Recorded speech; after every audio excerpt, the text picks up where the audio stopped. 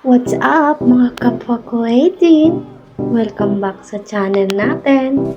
Grabe, bago natin talakayin ang kanilang nagliliyabang schedule para sa susunod na mga buwan, kailangan muna nating huminga ng malalim. Paano ba naman? Natatapos lang nating masaksihan ang makasaysayang Lollapalooza 2026 performance ng ating K-pop Kings. Dagdag mo pa ang back-to-back 4th consecutive win natin sa Billboard Fan Army Face Off.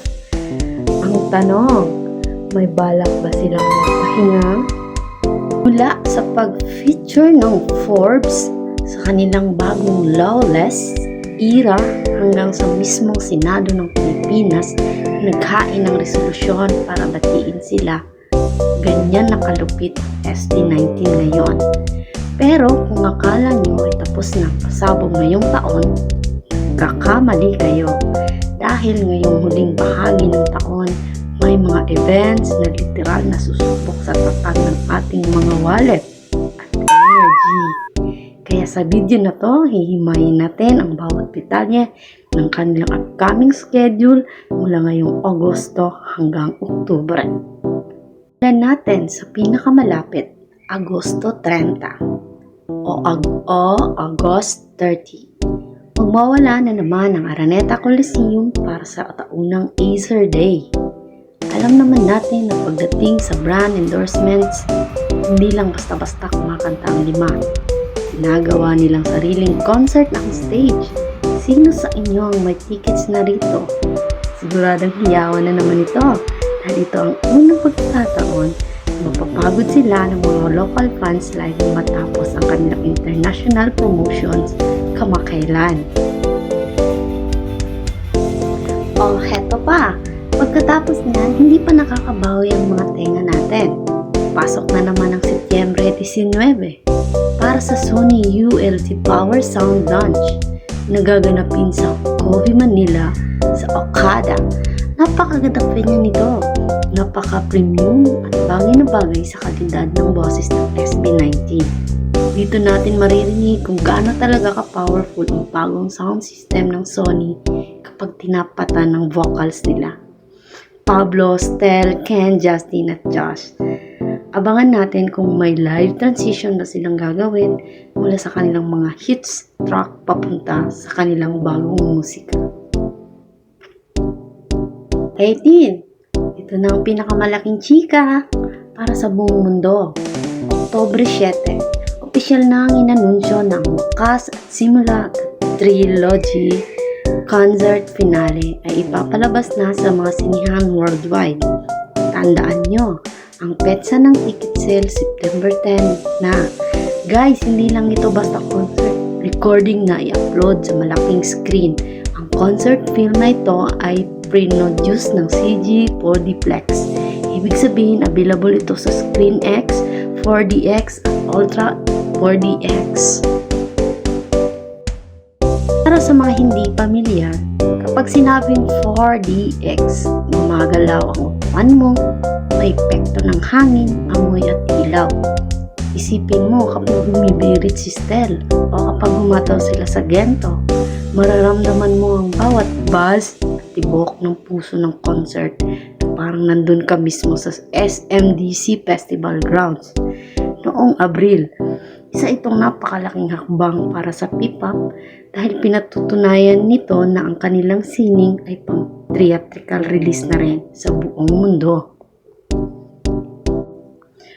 O, akala nyo ba makakapagpahinga kayo pagkatapos ng sinihan? No, no, no!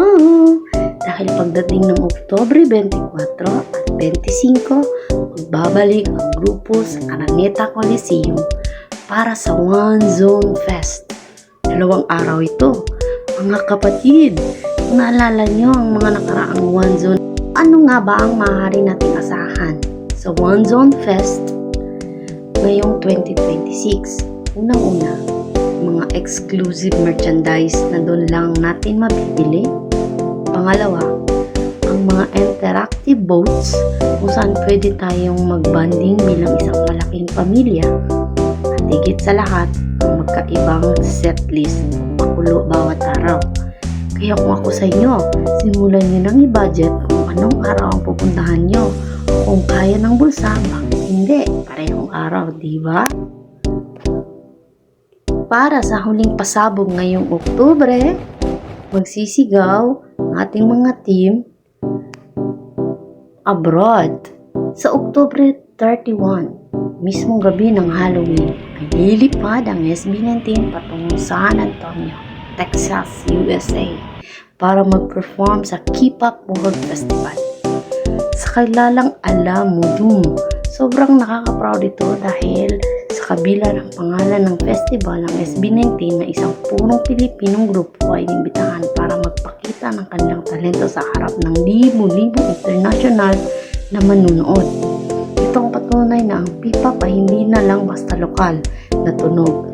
Ito ay unti-unti nang kinikilala bilang isang global force na kayang makipagsabayan sa kahit anong industriya sa mundo. Sa totoo lang, kung tinitingnan ko ang takbo ng karera ng SB19 ngayong taon, napapaisip ako kung gaano kalaki ang sakripisyo at dedikasyon na ibinibigay nila para sa atin at para sa bansa. Mula sa pagiging underdog, ngayon sila na ang nagdadala ng watawat ng Pilipinas sa mga malalaking entablado sa labas ng bansa. Ang bawat ticket na binibili natin, ang bawat pag-stream at ang bawat boto sa mga charts ay maliit na bagay kumpara sa karangalan na ibinibigay nila para sa lahing Pilipino. Kaya naman, 18, tatanungin ko kayo, alin sa mga upcoming events na ito ang pinakaabangan nyo? Kayo ba ay Team Araneta? Team Sinihan? O kasama sa mga lilipad pa Texas? I-comment nyo na ang inyong mga salubin sa ibaba dahil babasahin ko yan isa-isa. Huwag nyo rin kalimutang i-like ang video na ito, mag-subscribe sa channel ko, at pindutin ang notification bell para hindi kayo mahuli sa masusunod na balita tungkol sa SB19. Hanggang sa muli, ako ang iya. Laging tandaan, ituloy lang natin ang paglipad. Bye guys!